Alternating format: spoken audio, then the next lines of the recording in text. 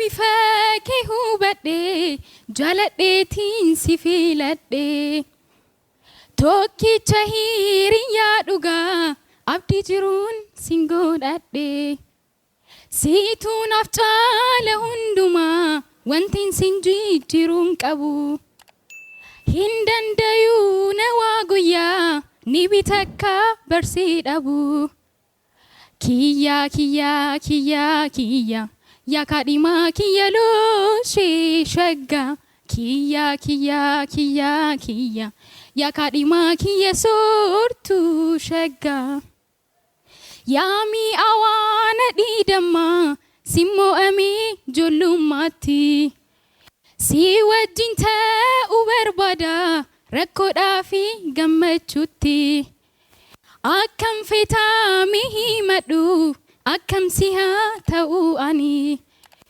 harka keetiin jira kunoo booji'amee jaalalaani kiyya kiyya kiyya kiyya yaa kadhimaa kiyya looshee shagga kiyya kiyya kiyya kiyya yaa kadhimaa kiyya soortuu shagga.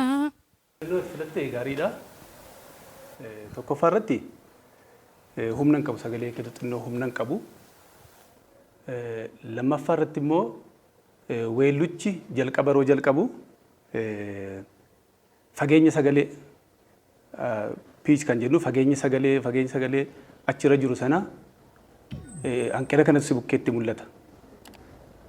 Garuu gara fuulduraatti haala gaariidhaan yoo shaakaladha kan barbaachisu muuziqaan gara dorgommiitti dhufuutiin duras mana keessatti shaakala barbaachisa.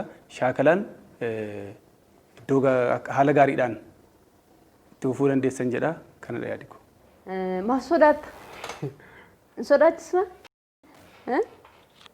Namni sodaachisu hin jiru nuti. Kara funyaaniitti geessita sagalee kee.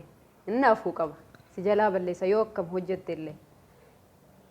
Kabraa immoo riitima yookaan rukuttaa isa jennu sana keessaa ba'aa turte. Daraan daraan daraan daraan akkasiimi saniin keessa taatee hojjechuu qabda. Yeroo barbaaddu ba'aa yeroo barbaaddu galuu miti. Seera qaba hojjetameera. Hamal maal nama akkamii akka taate hundi keenya iyyuu beekna. Sirbituu baay'ee cimtuu jaallatamtuudha. Kanaaf sirbishii yeroo jalaa badu hin barbaaddi. Osoo bareechitee irratti hojjette kana caalatti immoo bareechitee hojjechuu dandeessan jedha. Carraa gaarii. Sagaleen kee uumamaan hin bareeda. Kalarii qaba. Waan bareedu kana immoo mormaaliidhaan bareecha jettee yaaddee beektamti. Inni jalqabaa konfidensiidha. Yoon seentu konfidensiidhaan seentee seeqataa seentee kolfaan seentee baay'ee bareeda. Garuu isa kana sirba keessas itti fufuun sirra jira jechuudha. Deebi'ee immoo isaa iddoon muuziqaan itti seenu callisaan bika dabarsitu walakkaa ornaamentiitti gashitee akkasiin utuu bareechitee baay'ee bareedaa jechuudha. Sagalee bareedaa kana meejarii keessaan bahanii sirriitti shaakalii carraa gaarii siif hawwina.